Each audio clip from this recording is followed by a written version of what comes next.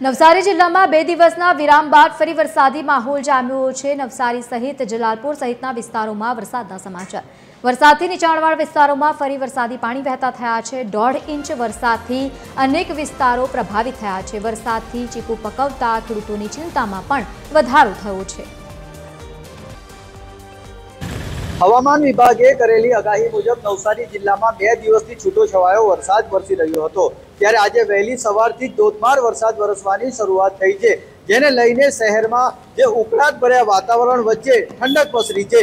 હાલ તો જે શહેરના જે રસ્તાઓ છે તે પાણી થયા છે અને જનજીવન પ્રભાવિત થઈ રહ્યું છે। તો બીજી તરફ ખાસ કરીને વાત કરવામાં આવે તો આ વરસાદ જે છે તે તમામ 6 તાલુકામાં જે સાર્વત્રિક વરસાદ નોંધાયો છે, જેના કારણે જે તમામ જિલ્લામાં જે એક અનેરી ઠંડક પ્રસરી છે। તો બીજી તરફ વાત કરવામાં આવે તો હાલ જે ચીકુની સિઝન છે, ત્યારે આ ચીકુની સિઝનમાં જે ફળ પાક તૈયાર થવાની તૈયારીમાં છે, ત્યારે ખેડૂતોને આ જે વરસાદ છે તે ખેડૂતો માટે જે છે તે નુકસાનકારક વરસાદ સાબિત થઈ રહ્યો છે, કારણ કે જે ફ્લાવરિંગ અને જે ફ્રૂટનું જ્યારે આગમન થતું હોય છે, ત્યારે આ વરસાદ જે છે તે ખેડૂતોની જે આર્થિક સ્થિતિ બગાડી શકે તેવી સંભાવના ખેડૂતો સેવી રહ્યા છે।